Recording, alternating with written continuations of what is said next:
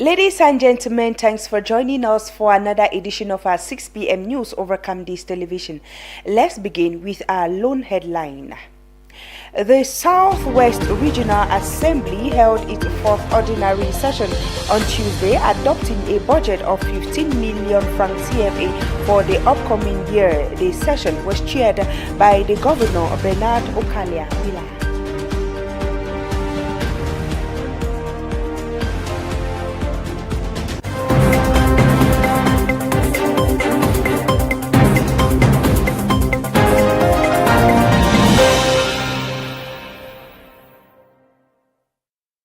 Thanks once more for joining us. We begin the news in the Central region, where Cameroon has taken a giant leap towards modernizing its education system with the inauguration of the first ever intelligent classroom at the Lycée Général Leclerc in Yaoundé.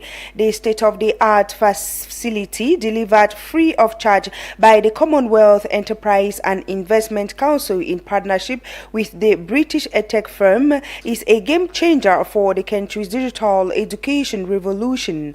The smart classroom is designed to function entirely off-grid, featuring 60 solar panels, battery storage, an independent water supply, and separate sanitation facilities. The self-sustaining model allows the unit to operate without reliance on the national electricity grid or internet connectivity, making it ideal for the replication in rural and underdeserved areas. The initiative aligns with Cameroon's broader public administration modernization agenda, which includes digital archiving, biometrics, and process computerization. By expanding such facilities nationwide, officials believe the project will enhance digital literacy, foster innovation skills, and better prepare students for the workforce. Let's now take a listen to the Prime Minister, Chief Dr. Joseph Dion Ngute, who represented President Paul Biya at the inauguration ceremony. He is speaking on the microphone of Madoshe Kwiati. The little I've seen today, it's going to transform the way of teaching methods in Cameroon. You find yourselves in a classroom, but really it's not like as if you're in a class. It's an interactive manner of teaching. You find it's as if you're in a professional space, and that is the novelty.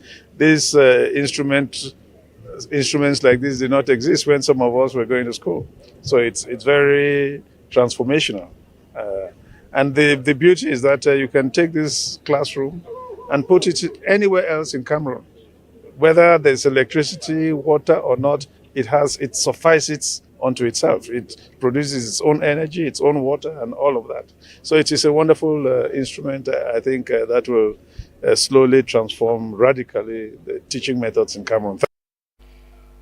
We now take you over to the southwest region of the country. As you heard in our lead story, the Southwest Regional Assembly held its fourth ordinary session on Tuesday, March 2nd, 2026, adopting a budget of 15 million francs CFA for the upcoming year. The session was chaired by the Governor Bernard Okalia-Bilai, which brought together regional authorities to discuss key priorities and initiatives for the region's economic and social progress.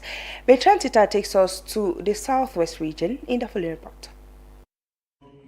In his address, the governor recommended the regional assembly authorities for their re-election and contributions to the region's development. For its second mandate, dedicated to the adoption of its 2026 budget. First of all, congratulate the newly elected and re-elected members of this deliberative organ, as well as those elected or re-elected in the executive bureau. He emphasized the importance of collective effort in driving growth and improving the lives of citizens economically and socially. I'd like to congratulate in a special way pioneer president of this noble institution for his immense contributions and stewardship in the promotion of the economic and social progress of our region during his first mandate in laying the foundation stone of this beloved assembly. This is honestly, this is the first budget session I'm attending. From the start, I have very good impressions and good expectations. I happen to belong to the finance committee. Yesterday we had deliberations, and from what we've seen and deliberated upon, it shows progress. There's a huge increase in the budget thanks to funding from local financing, and the projects are very feasible for this particular mandate. The session also featured a presentation on global warming, highlighting the need for environmental sustainability and climate action in the region.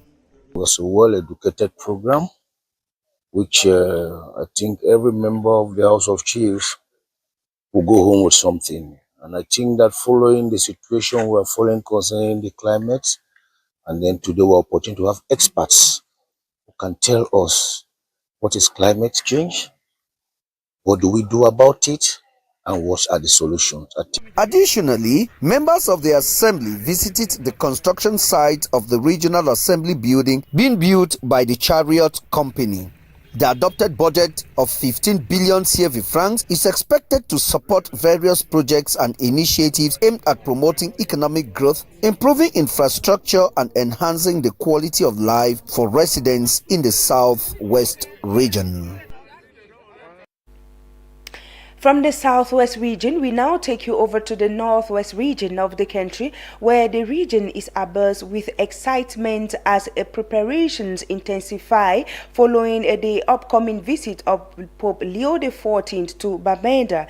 The regional authorities are leaving no stone unturned as they work tirelessly to ensure a successful and secure visit. A high-level planning meeting chaired by the Governor Adolphe Lele Lafrique brought together stakeholders from various sectors. We have Bertrand Tita once more, who takes us to Bamenda in the following report. The meeting was a testament to the collective responsibility being taken to ensure the pontiff's visit is a resounding success. To see they were all happy. Receiving the news of the coming of the Pope here, they are now called upon to organize ourselves to give him a befitting welcome in our day. Governor Adolphe Lele Lafrique recommended the security services and local populations for the collaboration so far, calling on all stakeholders to maintain unity and commitment in welcoming the Pope. Population of the Northwest, from within and from without, wherever you find yourself, organize with your own contribution to the success of the visit of the Pope. That's the reason why we call this meeting, bringing together all the stakeholders. The visit is both a spiritual and diplomatic honor for Cameroon and the Northwest region in particular. Do well, yes, to honor our honorary guests who have chosen out of all the country of the world to come to Cameroon and to pay a visit to our region, to Bamenda. Traditional authorities have also signaled strong mobilization, with Fon Anguafo III stating that the Mancon community has been preparing for months to ensure a warm reception at the airport and across the municipality. In my community, and the community is fully mobilized. If you saw in the social media some few weeks back, the community was mobilized and they went down to the airport and they had to do some community effort in trying to see that they contribute, they give their own little contribution in trying to assist the state in receiving the Pope. Beyond the religious significance, stakeholders say the visit presents an opportunity to showcase ongoing development projects in the region, including road networks, water supply, and public lighting. The region is poised to deliver a memorable welcome to the Holy Father with broad-based mobilization on the way. A big blessing to the Mancon people. It is not only the Pope. The Pope is the leader of the Roman Catholic Church, but it's also a diplomatic visit.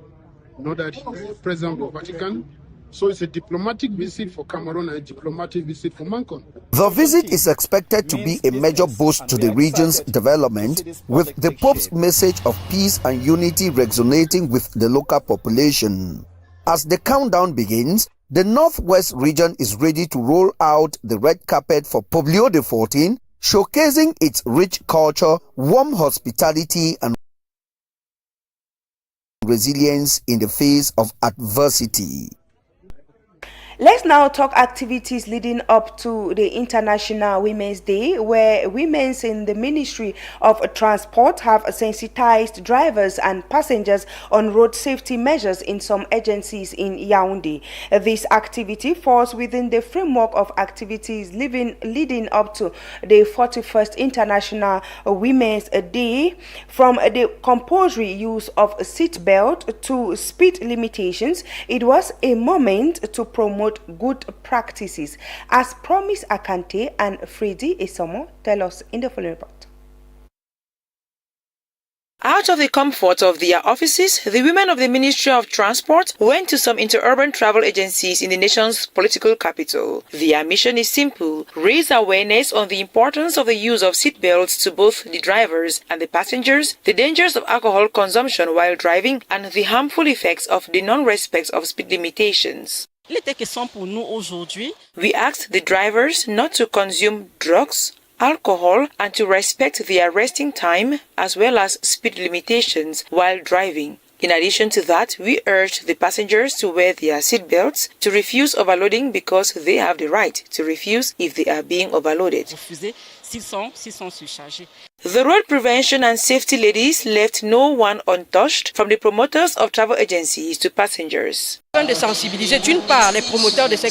sensitize on the one hand the promoters of these agencies on essential road safety and prevention measures, and at the same time to sensitize the road users and drivers, the passengers should monitor the driver so that he can take them safely to their destination. To monitor him, that is to ensure that he does not overtake wrongly, that he does not sleep while driving. He is a human being and it can happen that he dozes off, but the passengers should be there to help him not to sleep. To ensure that drivers get enough sleep, some travel agencies have made available beds in conducive environments, something appreciated by the ladies of the Ministry of Transport. We visited the siesta rooms of drivers to ascertain that the driver who is to hit the road has had enough rest so that he does not slip off during the journey.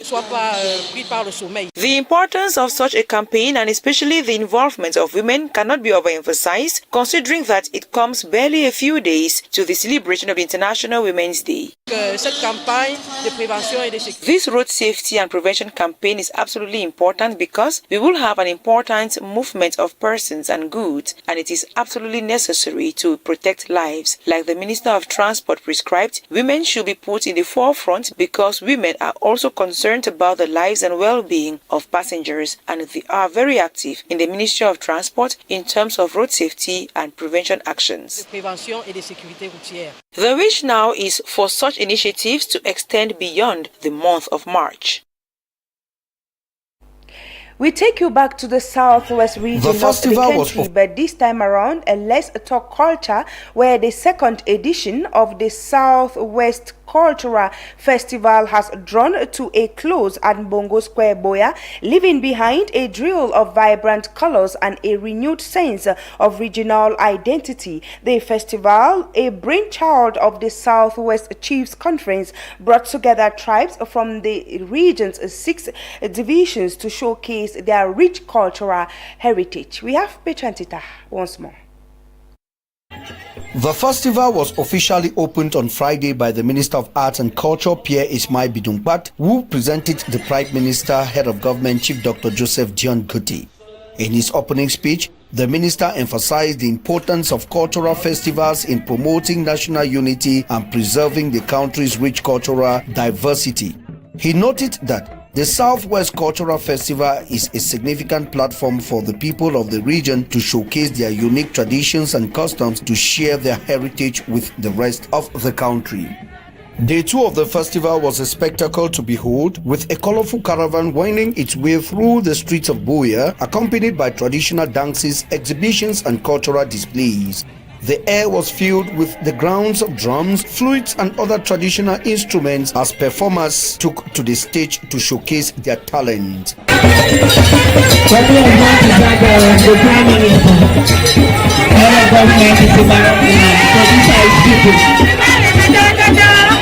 The festival featured a wide range of cultural displays, including traditional dances, music, and art.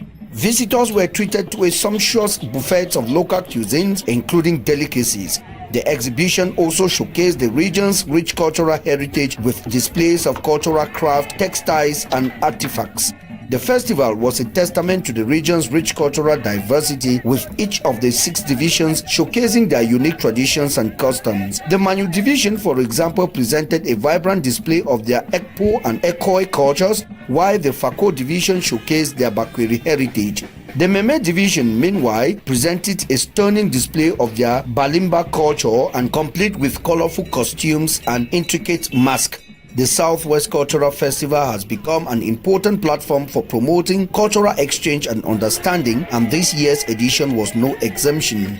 The festival provided an opportunity for the people of the region to come together and celebrate their shared heritage and to showcase their unique tradition and customs to the rest of the world. The festival was also a significant economic boost for the region, with many local businesses and entrepreneurs benefiting from the influx of visitors. And if you are just joining us, it is the 6 p.m. news over Camdis Television. Let's now take a tour out of the country to get updates of what make news. First stop will be in the Democratic Republic of Congo, the ECOWAS, and then the UK. These stories are compiled in the following report.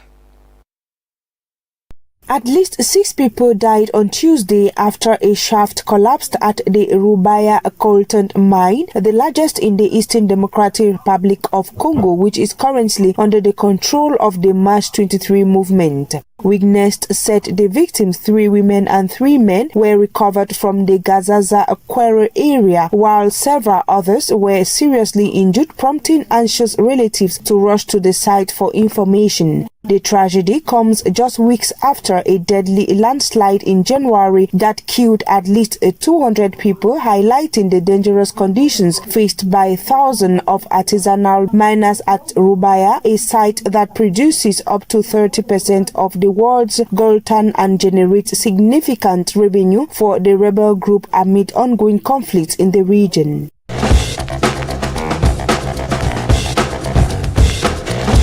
The 12 member states of the Economic Community of West African States have agreed in principle to establish a 2,000-strong regional force to combat jihadist groups and rising insecurity across West Africa. The decision was reportedly taken by military chiefs during a meeting in Freetown, with Sierra Leone expected to serve as the logistical base while troops remain stationed in their respective countries. The initiative targets escalating terrorism, organized crimes, and maritime threats in the Sahel, particularly in Burkina Faso, Mali, and Niger, the 3 former members that left ECOWAS after military coup but are being urged to cooperate given their central role in the fight against jihadist insurgencies linked to Al-Qaeda and the Islamic State.